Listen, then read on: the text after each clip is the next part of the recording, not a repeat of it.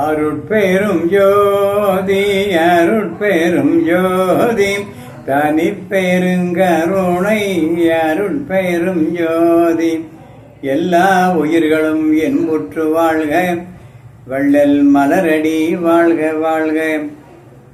அருட்பெரும் ஜோதி ஆண்டவருடைய அருளாசியினாலே இன்றைக்கு மே மாதம் 19ஆம் தேதி திங்கட்கிழமை அன்று இந்த நல்ல மாலை பொழுதிலே உங்களிடத்திலே சந்திக்கக்கூடிய வாய்ப்பை ஏற்படுத்தி கொடுத்த எம்பெருமான் வள்ளல் பெருமானுக்கு கோடான கோடி வந்தனத்தை சொல்லி உலகெங்கும் உள்ள தமிழ் சான்றோர்கள் அத்தனை பேருக்கும் வேண்டிய நன்றி கலந்த வந்தனத்தை சொல்லி இன்றைக்கு நாம் எடுத்துக்கொண்ட தலைப்பானது வள்ளலாரும் வண்ணச்சரவம் தண்டபாணி சுவாமிகளும் என்ற ஒரு உன்னதமான நல்ல தலைப்பு.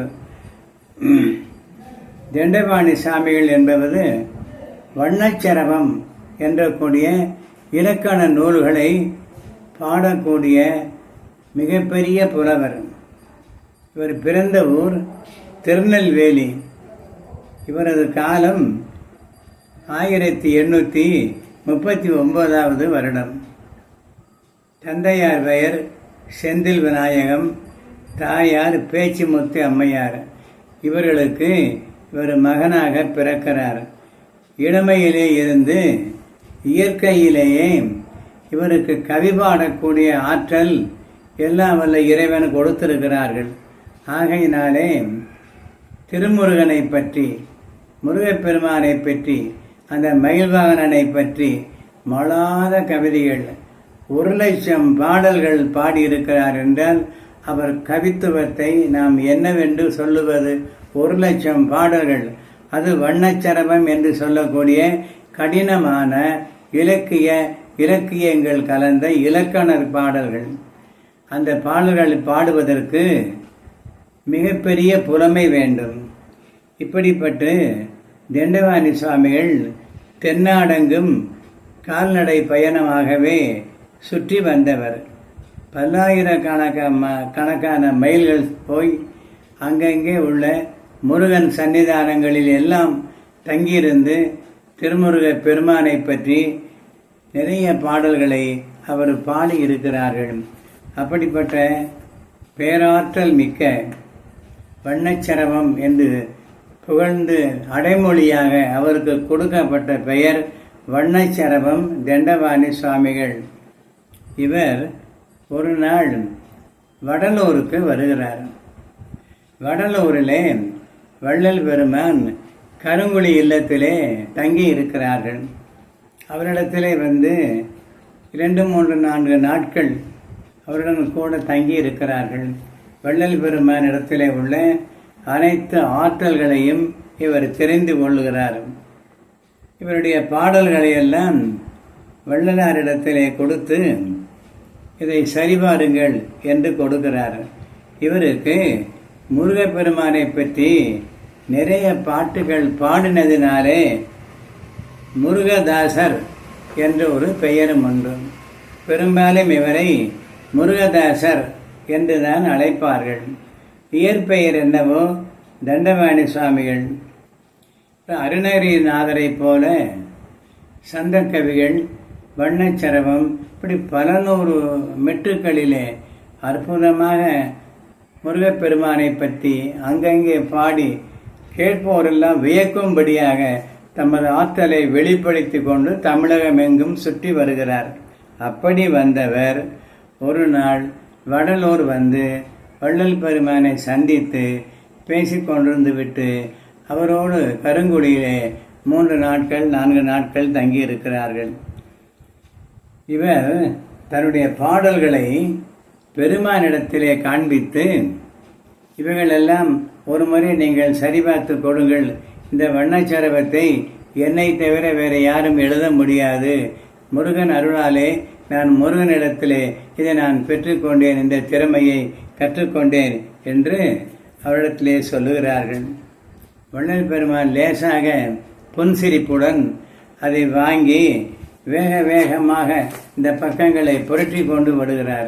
இப்படி வேகமாக பக்கங்களை புரட்டி கொண்டு வரும்போது தன்னுடைய பாடல்களை வள்ளலார் அலட்சியப்படுத்துகிறாரோ என்று எண்ணக்கூடிய அளவுக்கு அதை அப்படி புரட்டி தள்ளுகிறார்கள். அப்படி தள்ளிக்கொண்டே வள்ளல் பெருமான் தண்டபாணி சாமியினுடைய திருமுகத்தை பார்க்கிறார். ஏன் பார்க்கிறார் என்றால், இப்படி ஆயிரக்கணக்கான இல்லை லட்சக்கணக்கான பாடல்களை பாடிய இந்த முருகதாசர் என்று தமிழகமெங்கும் புகழ் பெற்ற இந்த தண்டபாணி சாமிகளுக்கு மனத்திலே விருப்பு வெறுப்பு இருக்கிறதா இல்லையா, கோபம் வருகிறதா இல்லையா, சினத்தை வென்று விட்டுவரா என்று ஒரு சோதனை செய்ய வேண்டும் என்று வள்ளலார் நினைத்து அப்படி பக்கங்களை வேக வேகமாக புரட்டி கொண்டு தள்ளுகிறார்கள். இதை தண்டபாணி சுவாமிகளும் வள்ளலாரை பார்ப்பதும் தன்னுடைய ஏடுகளை வேகமாக புரட்டுவதையும் பார்த்து லேசாக சிரித்து கொண்டே இருக்கிறார். அவருக்கு கோபமே வரவில்லை. உடனே சுவாமிகளை பார்த்து, தண்டபாணி சுவாமிகளை பார்த்து, என்னையா இப்படி அலட்சியமாக நான் தள்ளுகிறேன், உங்களுக்கு ஒன்றும் கோபம் வரவில்லையா என்றார். எனக்கு எதற்கு கோபம் வருகிறது, அதெல்லாம் ஒன்றும் இல்லை என்று சொல்லுகிறார். மேலும் சொல்லுகிறார், இந்த பாடல் கொஞ்சம் கர்விதமாக சொல்லுகிறார். இந்த பாடல்கள் எனக்கு முருகன் அருளை பெற்றவை. என்னை போல ஒருவரும் இது போல வண்ணச்சரவங்களை சுலபமாக பாடிவிட முடியாது, என்னால் தான் பாட முடியும் என்று சொல்லுகிறார். உடனே வள்ளல் பெருமான், சும்மா இருங்கானம், நான் நினைத்தால் என் இடதுகால் பெருவிரலாலே 1,00,000 வண்ணச்சரவம் பாடுவேன் தெரியுமா என்று சொல்லி மீண்டும் அவருடைய திருமுகத்தை நோக்குகிறார். அப்பொழுதும் அவர் சிரித்து கொண்டேதான் இருக்கிறார், ஏதும் பதில் சொல்லவில்லை. பிறகு சொல்லுகிறார், வள்ளல் பெருமான் அவர்களே, நீங்கள் யார் என்று எனக்கு தெரியும். நான் தவத்திலே இருக்கும்போது உங்களை பற்றிய வரலாறுகளை முருகப்பெருமான் எனக்கு சொன்னார் என்று ஒரு புதிய செய்தியை சொல்லுகிறார். வள்ளல் பெருமான் சற்று சிந்தனை பண்ணி பார்த்துவிட்டு, என்ன செய்தியை முருகன் உங்களுக்கு சொன்னார் சொல்லுங்கள் என்று கேட்கிறார்.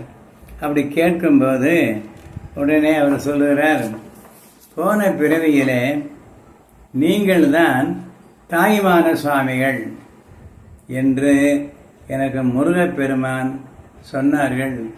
ஆகையினாலே இது விஷயமாக உங்களிடத்தில் நான் கேட்க வேண்டும், அது உண்மையா பொய்யா? தாய்மான சாமிகள் நீங்கள் தான் என்று என்னுடைய முருகன் சொன்னதினாலே அந்த பெருமானுடைய வார்த்தையிலே பழுது இருக்காது. நான் நிச்சயமாக சொல்கிறேன், நீங்கள் தாய்மான சுவாமிகள் தான் என்று சொன்னார்கள். அது மட்டுமல்ல, இது உண்டா இல்லையா, நீங்கள் எனக்கு பதில் சொல்ல வேண்டும் என்று மடிபிடித்து கொண்டதை போல அவரிடத்தில் மறித்து நின்று கொண்டு, சொல்லுங்கள், தாய்மான சாமிகளா போன பிறவியில் நீங்கள் இருந்தீர்கள், உண்டா இல்லையா, ரெண்டில் ஒரு பதில் சொல்லுங்கள் என்று சொன்ன உடனே வள்ளலார் சிந்தனை பண்ணி பார்த்து சிரித்து கொண்டு இருக்கலாம் என்று ஒரு பதிலை சொல்லுகிறார். ஆகையினாலே இது ஊர்ஜிதப்பட்டு விட்டது.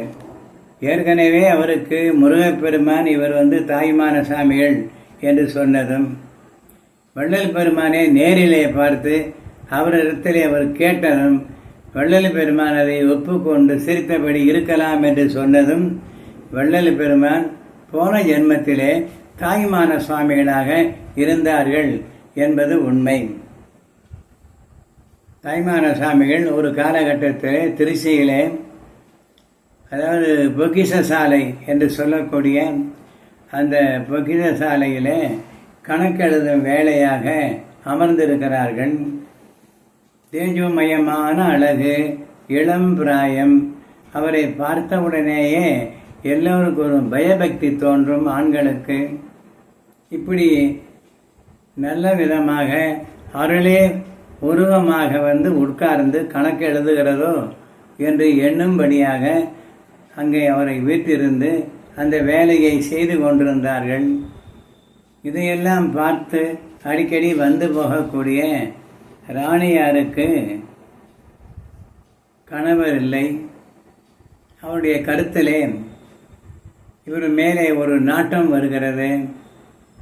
இவரை நாம் அடைந்து விட்டால் இந்த பிறவியிலே நமக்கு எந்த குறையும் இல்லாமல் இருக்கும், எப்படியாயினும் இவரை நாம் வசப்படுத்தி விட வேண்டும் என்ற ஒரு எண்ணம் அவருக்கு வருகிறது. அவர் விடாப்பிடியாக இவரை பற்றி அடிக்கடி வந்து பார்க்க போக செய்ய என்று இருந்து கொண்டிருக்கிறார்கள். இதையெல்லாம் தெரிந்து கொண்ட தண்டபாணி சுவாமிகள் கொஞ்ச நாளிலே அந்த இடத்திலிருந்து வெளியேறி வந்து விடுகிறார்கள். கருங்குழி இல்லத்திற்கு வந்து சாமி இடத்துல இந்த செய்திகள் எல்லாம் அவர் சொல்லவில்லை, மறைவாக வைத்து கொண்டார் மனதிலே. இதை இவருடைய திருமகனார், யாருடைய திருமகனார்? தண்டபாணி சாமிகளுக்கு ஒரு மகன் இருந்தார். அவரும் கல்வி கேள்விகளிலே புலமை மிக்கவர்.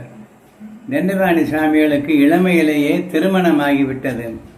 இல்லறத்திலே இருந்து துறவரம் பூண்டு வந்தவர். ஆகையினாலே அவர் அதை ஒரு பெரிய விஷயமாக எடுத்துக்கொள்ளாமல் இல்லற வாழ்க்கையில் வாழ்ந்தது போதும், முருகன் அருளை பெற வேண்டியதே முக்கிய நோக்கம் என்று எல்லா ஸ்தலங்களுக்கும் சென்று முருகப்பெருமானை பாடிக்கொண்டிருந்தார்கள். இந்த சரித்திரத்தை வள்ளல் பெருமானிடத்திலே சில நாட்கள் இருந்து சந்தேகங்களை எல்லாம் நிவர்த்தி செய்து கொண்டு தண்டபாணி சாமிகள் புறப்பட்டு சென்று விடுகிறார்கள். அதன் பிறகு அவருடைய மகனும் மாணாக்கனுமாகிய அவருடைய மகன் வள்ளலார் கருங்குழியிலே இருந்த நேரத்திலே தன்னுடைய தந்தையார் அவரை சந்தித்து பேசிய அந்த நிகழ்ச்சியை புலவர் புராணம் என்ற ஒரு புராணத்தை அவர் எழுதுகிறார். அந்த புலவர் புராணத்திலே இதை இப்படி கீழ்கண்ட முறையிலே அவர் அதை குறிப்பிட்டிருக்கிறார். கருங்குழி நகரம் தன்னில் கருணீகர் குலத்தோன் தோன்றல் அருங்குடி பிறந்த பாலன் ஆடக சபை பிரான்பால். ஆடக சபை பிரான்பால் என்றால் தில்லையிலே நடமிடுகின்ற எல்லாம் வல்ல சிவபெருமான் மீது காதலும் பற்றும் மிக கொண்டவன். கருங்குழி நகரம் தன்னில் கருணிகர் தோன்றலாகி அருங்குடி பிறந்த பாலன் ஆழக சபை பிரான்பால் நெருங்கு பேர் சீர்த்தோன் நெஞ்சமெல்லாம் உருகப்பாடும். நெருங்கு பேர் அன்பிற் சீர்த்தோன், நெருங்கி இருந்து அன்பினாலே அருளை பெற்றுக்கொண்ட சீரும் சிறப்பு மிகுந்த பெரியோர் இந்த ராமலிங்க அடிகள் என்ற பொருள்பட பெருங்குண நிதியம் போல்வான் பிழையில் பேருற வேட்டானே. இப்படி பிழையில்லாத பாடல்களை அற்பா பாடல் பாடுவதில் வல்லமை மிக்க கருங்குழி நகரம் வாழ்ந்த அருங்குடி பிறந்த நெருங்கு பேர் அன்பினால் சிவபெருமானையே மணாளனாக வரித்து கொண்ட வள்ளல் பெருமானாகிய ராமலிங்க சாமிகள் பிழையற அருட்பா பாடுவதில் வல்லமை மிக்கவர் என்ற பொருள்பட இந்த பாடலை பாடியிருக்கிறார். இந்த செய்தியும் நமக்கு யாரிடமிருந்து தெரிந்து கொண்டோம் என்றால் பூரணடிகள் எழுதிய புலவர் புராணத்தில் உள்ள வரலாறு என்ற ஒரு சிறிய பகுதியை உரைநிலை பகுதியிலே சேர்த்திருக்கிறார்கள். இதற்கு மேற்பட நாமும் சில முயற்சி செய்து அதை அங்கே இங்கே பார்த்து படித்து முழு வரலாற்றையும் கொஞ்சம் தெரிந்து கொண்டோம். அந்த தெரிந்து கொண்டதை எங்களிடத்தில் இந்த மாலை நேரத்திலே சொல்லி இருக்கிறேன். அடுத்து வள்ளலாருடைய நெருக்கமாக பழகிய நண்பர்களில் ஞானிகளில் இப்பொழுது நாம் பார்த்தோமே, அருணீரிநாதரை போல பாடக்கூடிய வல்லமை பெற்ற முருகதாசர் என்ற தண்டபாணி சுவாமிகள். அவர் சில நாளிலே ஊருக்கு பெறப்பட்டு போய்விட்டார். அவர் போன பிறகு இந்த திருக்கழுக்குன்றத்திலிருந்து திருச்சிற்றம்பல ஞானியார் என்ற ஒரு பெரியவர் ஒரு மகான் வள்ளலாரை தேடி கருங்குழிக்கு வந்தார். இப்படி சதா ரெட்டியார் வீட்டிலே அன்பர்கள் வந்து போவதும் அவர்களுக்கும் சேர்த்து உணவு சமைப்பதுமாக அங்கே எப்பொழுதும் விருந்தும் விசேஷமுமாக இருந்து கொண்டே இருக்கும். வள்ளலாரை பார்ப்பதற்கு நிறைய அன்பர்கள் வந்து கொண்டிருப்பார்கள். அத்தனை பேரையும் உபசரித்து முத்தாலி அம்மையார், முத்தியால அம்மை என்ற அந்த பெண்மணி, கருங்குடி மணியக்காரர், வேங்கட ரெட்டியார் இருவர்களுமே முகம் சுளிக்காமல் எத்தனை பேர் வந்தாலும் சரி அன்போடு அன்னமிட்டு ஆதரித்து அவள் உபசரித்து வந்தார்கள். இந்த நிலைமையிலே தான் முருகதாசர் போன பிறகு 2-3 நாட்களிலே திருக்கழுங்குன்றத்திலிருந்து நடந்து வந்து பல ஊர்களை தரிசனம் செய்து கொண்டு வள்ளல் பெருமானை பார்ப்பதற்கு திருச்சிற்றம்பல ஞானியார் என்ற பெயருடைய ஒருவர் வருகிறார். வள்ளலார் மீது அவருக்கு அளப்பரிய அன்பு. நீண்ட நெடுங்காலமாக வள்ளலாரை பற்றி நிறைய கேள்விப்பட்டிருக்கிறார். இளமையிலே மருதூர் பக்கத்திலே பிறந்ததும், தந்தையார் இறந்ததும், அதன் பிறகு சென்னை சென்றதும், சென்னையிலே வாழ்ந்து வந்ததும், இப்பொழுது மறுபடியும் தான் பிறந்த இடமாகிய இந்த வடலூர் ஸ்தலத்துக்கே அவர் வந்து கருங்குடியிலே தங்கி இருக்கிறார் என்ற செய்திகள் எல்லாம் அவருக்கு தெரிகிறது. விசாரித்து வைத்து கொண்டிருக்கிறார். ஆகையினாலே எப்படியும் வள்ளல் பெருமானை நாம் பார்த்துவிட வேண்டும் என்ற பேராவலினாலே கருங்குடிக்கு வந்து சேருகிறார். கருங்குடியில் வள்ளலாரிடத்திலே ஒரு 2 நாள் தங்கியிருந்து மெஞ்ஞானத்தை பற்றிய நல்ல சில கேள்வி ஞானத்தை எல்லாம் அவரிடத்திலே கேட்டு பெற்றுக்கொண்டுகிறார். அவருக்கு மனதிற்குள்ளே ஒரு ஆசை என்னவென்றால், இப்படிப்பட்ட பெரிய ஞானியிடத்திலே நாம் உபதேசம் வாங்க வேண்டும் என்று சொல்லி கைகட்டி வாய்புதித்து நின்று, சுவாமிகளே, எனக்கு நீங்கள் ஒரு உபகாரம் செய்ய வேண்டும், தங்களை பற்றி நெடுநாளாக கேள்விப்பட்டு பார்க்க வேண்டும் என்று இருந்த என் எண்ணம் திருவருளாலே இன்று நிறைவானது. தாங்கள் அருள் கூர்ந்து எனக்கு உபதேசம் செய்தருள வேண்டும் என்று வேண்டிக் கொள்கிறார். வள்ளலார் சொல்கிறார், ஐயா, நானும் வெள்ளாடை துறவி, நீங்களும் செவ்வாடை துறவி. செவ்வாடை என்றால் துவராடை, காவி வஸ்திரம். இது காவிகை கட்டி கொண்டு நீங்கள் உபாசனா மூர்த்தியாக ஏதோ ஒரு தெய்வத்தை நீங்கள் சிந்தனை செய்து கொண்டிருங்கள். அது நல்லது. உபதேசம் கொடுக்க இயலாது. ஏனென்றால் நான் வெள்ளாடை துறவி, நீங்களோ கல்லாடை துறவி. கல்லாடை என்பது துறவிகள் அணியக்கூடிய அந்த காவி நிறத்து வேஷ்டி. வெள்ளாடை என்பது வள்ளலார் அணியக்கூடியது. அதற்கு வள்ளலார் விளக்கம் சொல்லுகிறார். கல்லாடை அணைந்த தோராடை அணைந்தவர்கள், காவி கட்டியவர்கள் மனத்தை வெல்ல முடியாது. முயற்சி செய்து முயற்சியிலேயே வாழ்நாளை வீணாக்கிவிட்டு போய்விடுவார்கள். அதை வென்றவர்கள் வெள்ளாடை உடுத்தலாம். ஆகவே நாம் வெள்ளாடை உரித்திருக்கிறோம் என்று சொல்லி, நாங்களும் உங்களுக்கு உபதேசம் செய்ய முடியாது என்று சொல்லுகிறார். அவர் விடாப்பிடியாக 2-3 நாட்கள் இருந்து எந்த பாடுபட்டாவது எனக்கு உபதேசம் கொடுக்க வேண்டும் என்று பணிவோடு வேண்டுகிறார். வள்ளல் பெருமான் இதற்கு மேலும் அவரை சோதிக்க வேண்டாம், மனம் புண்பட்டு போகும் என்று கருதி ஒரு பாடலை எழுதி கையிலே கொடுத்து, இதுதான் உபதேசம் என்று சொல்லி அனுப்புகிறார்.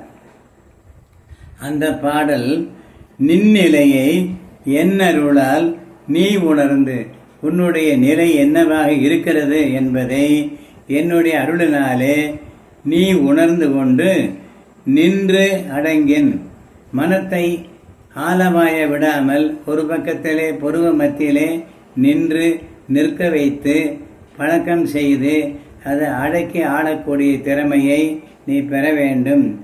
எந்நிலையை அந்நிலையே எய்துகான். எந்நிலையை நான் சொன்ன நிலைதான். சதா புருவ மத்தியிலே மனம் வைத்து கொண்டு எல்லாம் வல்ல இறைவனை நான் தியானித்து கொண்டே இருக்கிறேன். இது என்னுடைய நிலை. இது என்னுடைய நிலையை நீ எய்துகான். முன்னிலையை இற்குருவின் ஆட்டாதே என்று உரைத்தான். ஏரகம் வாழ் சர்க்குரியன் சாமிநாதன், நீ வழங்கக்கூடிய முருகப்பெருமான் எனக்கு இதை சொல்லி உனக்கு உபதேசம் சொல்ல சொன்னார். இக்குருவின் நாட்டாதே, இல்லாத குருவை நீ எண்ணாதபடிக்கு இருக்கின்ற குருவாகிய அந்த சர்க்குருவை மனத்திலே நெண்ணி நீ தியானம் பண்ணினாயானால் உனக்கு எல்லா சித்தியும் கைகூடும் என்று ஏரகம் வாழ் திருவேரகத்திலே வாழக்கூடிய எம்பெருமான் முருகன் சர்க்குருநாதன் என் சாமிநாதன் எனக்கு உனக்கு இப்படி சொல்லும்படி சொன்னான். நின்னிலையை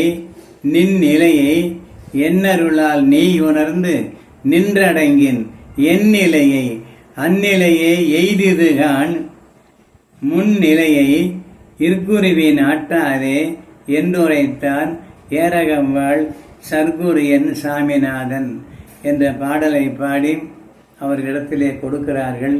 அதை வாங்கி அவர் கண்களிலே ஒற்றிக்கொண்டு அவருக்கு வந்தனாவசாரம் செய்துவிட்டு கருங்குடியில் என்றும் புறப்பட்டு அவருக்கு மதுரை மடத்துக்கு சென்று அங்கே சில நாள் தங்கியிருக்கலாம் என்று சொல்லி பெருமானிடத்திலே விடைபெற்று கொண்டு சொல்லுகிறார்கள்.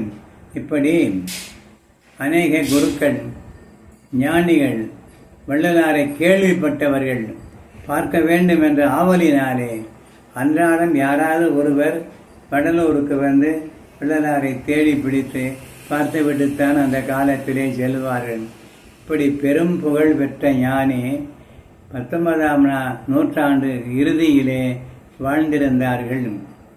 அவருடைய பேராற்றலினாலே தமிழ் பற்றினாலே அவர் பாடிய 6000 பாடல்களும் அதை அத்தனையுமே உருவ வழிபாடு அருவ வழிபாடு உருவ வழிபாட்டில் இருந்துதான் அருவ வழிபாட்டுக்கு வர வேண்டும் என்ற செய்திகளை எல்லாம் கூட பாடல்கள் மூலமாக தெரியப்படுத்தியிருக்கிறார்.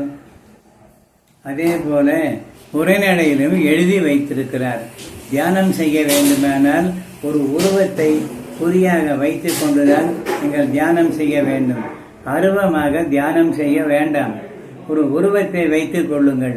அந்த உருவத்தை எண்ணி நீங்கள் தியானம் செய்யுங்கள், அது அருவமாக மாறும் என்று ஒரு குறிப்பை சொல்லுகிறார்கள்.